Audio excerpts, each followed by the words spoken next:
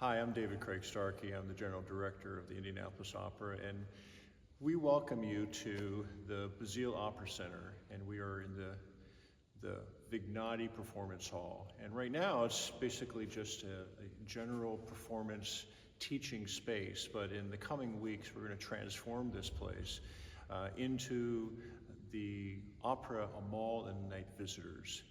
And I have a special guest with me who I just recently met and heard about. And this is going to tell you a little bit of the Indiana story of the origins of Amahl and the Night Visitors. And so, welcome. Give us your name and how you are part of Indiana, the state of Indiana. Well, my name is Ronald Jennings, and I'm from a small town south of Terre Haute called Farmersburg, Indiana. And most of my family was in that area during my childhood. In Farmersburg, I did a lot of singing around that area. My mother and her sister and her dad, my grandfather, they all were singers, and they formed a trio and a duet situation and sung at a lot of church and some of the events around the area for several years. And that's kind of how they got me started. On Sunday we'd all get together around the piano, and my aunt would play, and we'd all sing songs. This part of my family largely, I think, is from probably Northern Ireland, and so we did do some Irish songs as part of all that. So in addition to that, of course, I went to school at Farmersburg High School, which has been consolidated since then, and I did participate in some of the activities there, including I played basketball there, and then later on I attended Rose Hallman Electrical Engineering and played basketball there as well. So, and I played some baseball also. So, and that's kind of my background. And so definitely well-rounded and very Indiana to be a singer and a basketball player. So that is really very conducive to the understanding of, you introduced yourself to me recently through an email and brought me to an awareness that I didn't know actually, that Amahl and the Night Visitors, which debuted on December 24th, 1951 on NBC TV, also had a beginning here in Indiana at Indiana University, and you were the first Amahl in that project. That's true. It was a stage premiere. We had 4 performances at Indiana University School of Music, and I was invited to come and audition for that, and there were several other boys that a couple of them I was there when they were there, and then they had, I think, a couple of days of auditions.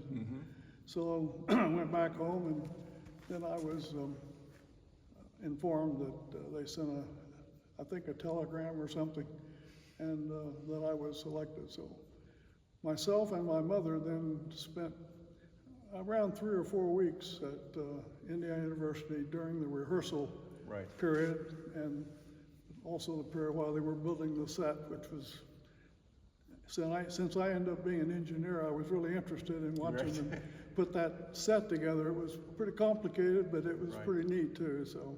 And I think the pictures that you shared with me is that this was done in East Hall. On the campus, and so this is before the Opera House, this is before all the modern things that are at the School of Music. So this is really in an era that is actually nearly simultaneously to the time that my father was a voice major at Indiana University, and one of his classmates was David Aiken. And David Aiken was the original baritone king in that broadcast in 1951. And so there's this connection with this revival that we are doing here at the Indianapolis Opera, that we are going to be transforming this room into this performance experience of reviving the history of Amahl in central Indiana. It's been done off and on ever since the very beginning. It was obviously on NBC TV for years and years, and that's actually starting to come back a little bit. You can actually see that broadcast on Peacock, which is their streaming service, in December.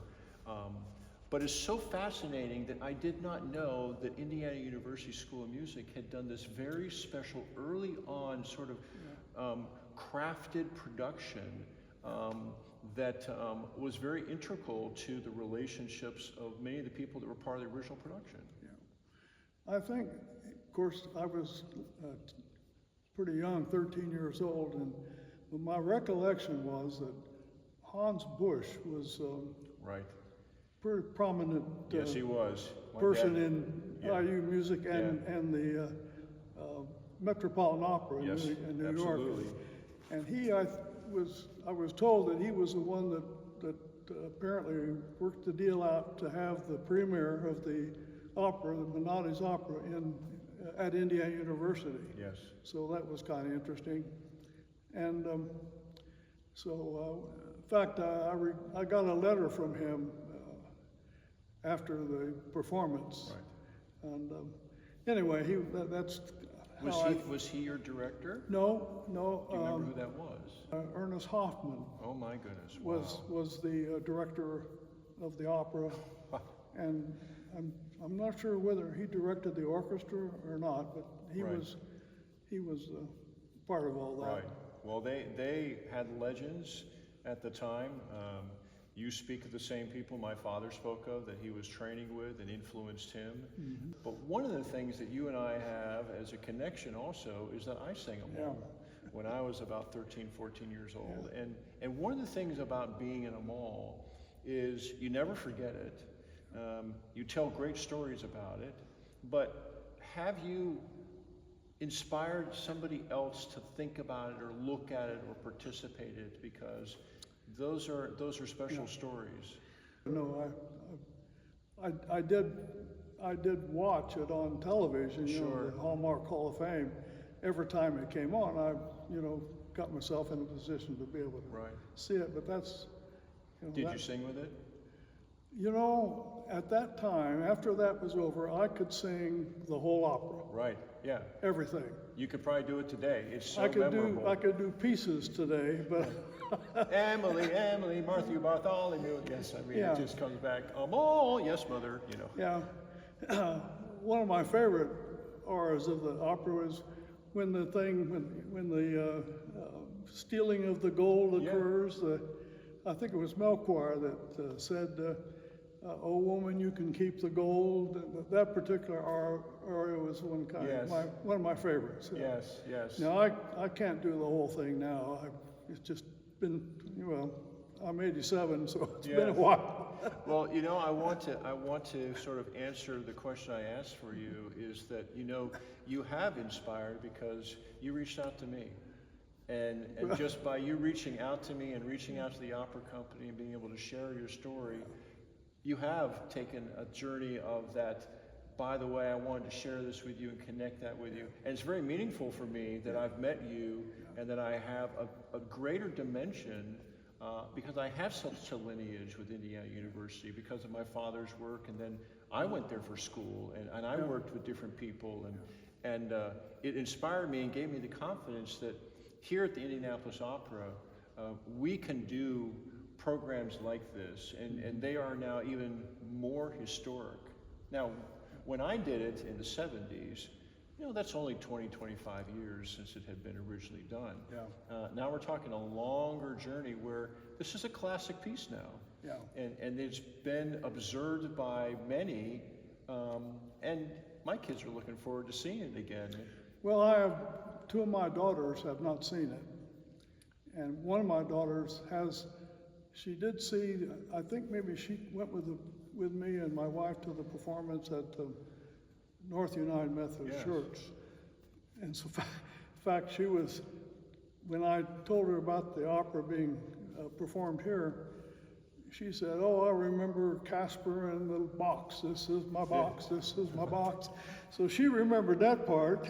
Well, I don't know whether she remembered any other, but she remembered that. My other daughter, who lives in fairly close to us down in Hancock County, she and my granddaughter, her daughter, are going to go to the wow. first rehearsal. That's going to be Yeah. that's going to be special. As we wrap up here, I will say that my dad is 93, Yeah. and he sang Casper many times. Did he? And he has two jokes.